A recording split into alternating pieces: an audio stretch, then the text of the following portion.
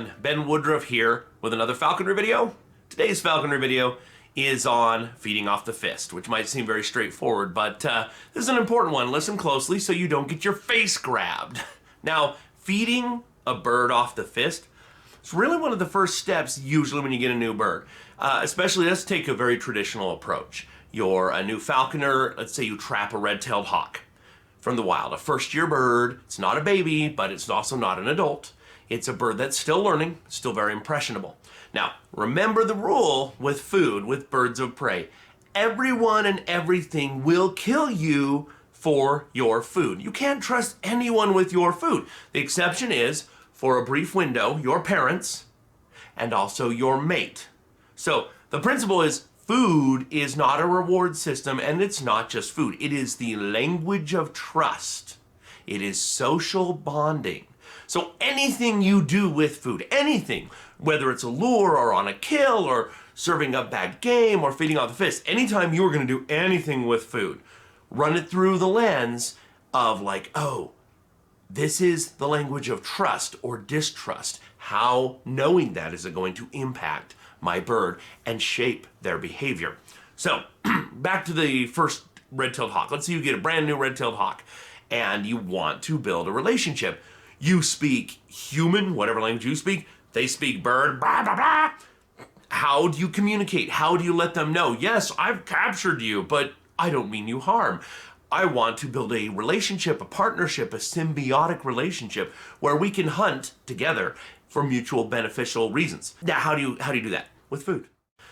So, as you know, you feed a bird off the fist, and when they bend their head down to take food, they are exposing themselves. It's very dangerous for them, and they know it. So that is a first steps of trust.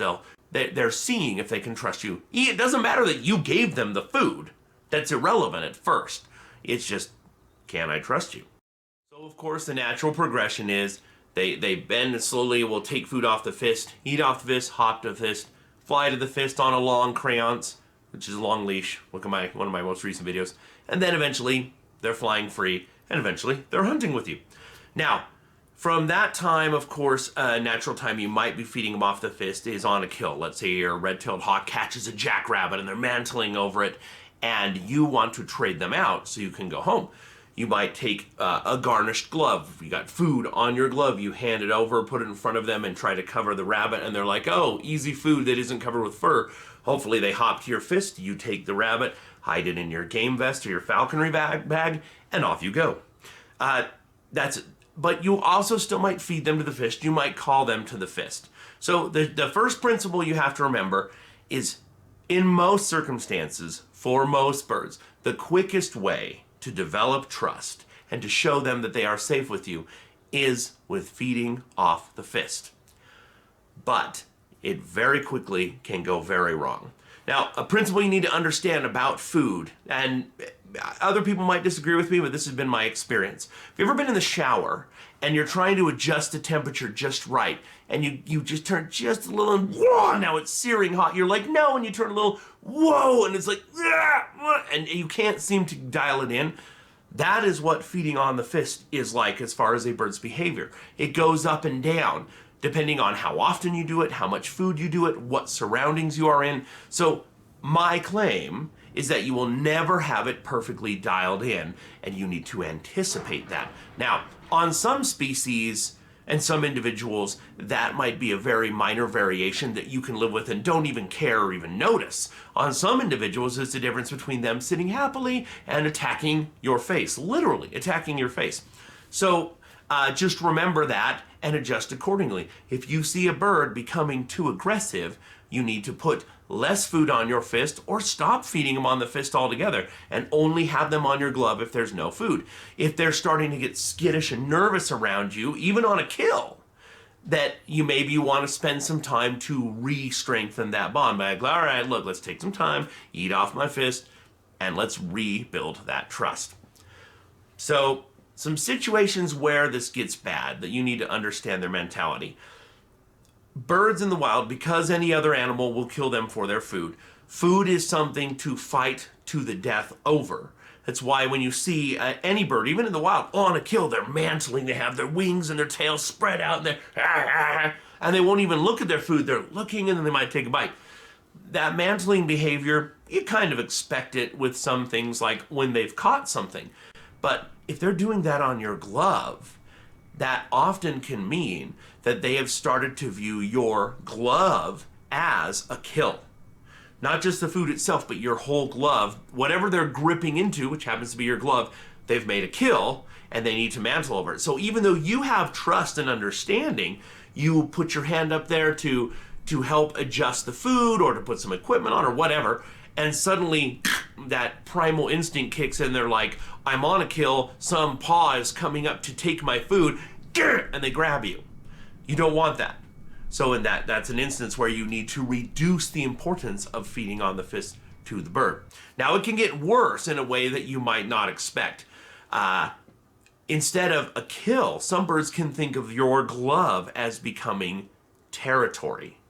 You think about there's situations where birds understand that food is in a territory. Think, for example, of when food will be brought to a set perch, where you'll have a mated pair. The male goes out during nesting season, catches something, brings it to the female, goes to a perch that's always the same, calls to her, blah, blah, blah, and she comes up and violently grabs it from him, and he flies away to do more hunting.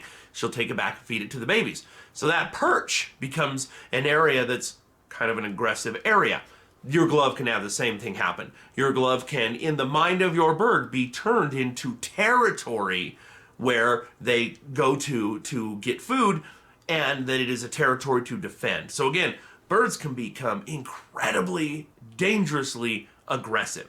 Now, one of the roles of your sponsor is, of course, to help you go back and forth and see, oh, your bird's getting a little aggressive. You need to tone that down, and to help you notice body language, because your bird might have mantled a little bit, and maybe it's mantling just a little more, and your sponsor can point out, just so you know, your bird's getting awfully close to becoming aggressive.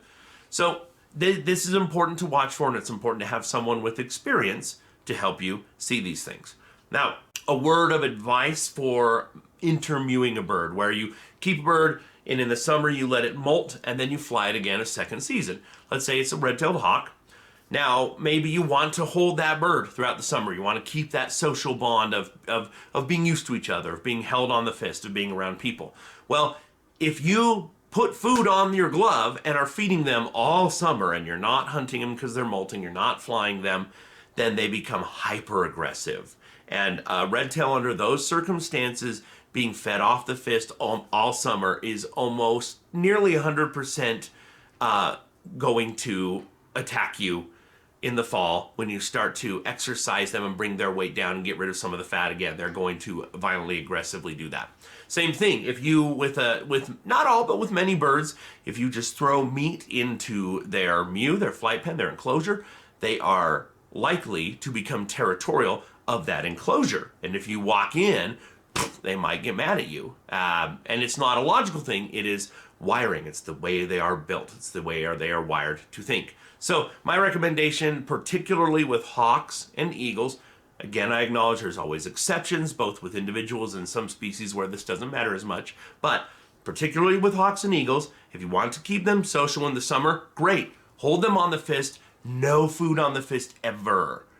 And just take them, take food, maybe on a paper plate, put it in a yard where they can't see, go get them, go into the mew with no food, pick them up, put a long leash on their jesses and their swivel, and then go around to the other side yard over there where you have food already out. They never see you put the food down. You are not associated with the food in any way.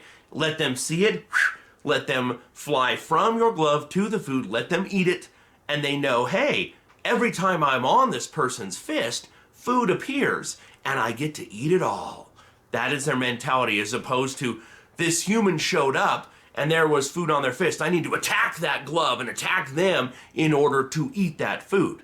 So, good advice, something to remember, especially when you're molting a bird over the summer, because they can become very aggressive. So, I hope that's a good little introduction to feeding off the fist. Again, remember, it's a blessing and a curse. If you do it, if you let it go too far one way, it becomes literally hazardous to your health. And if you don't do it enough, you can have a bird that is very distrusting. So, quickest way to build trust, feeding off the fist. Well, I hope you enjoyed this video about feeding off the fist, and hope you're sure to check out some of my other videos on my channel. And as always, happy hawking.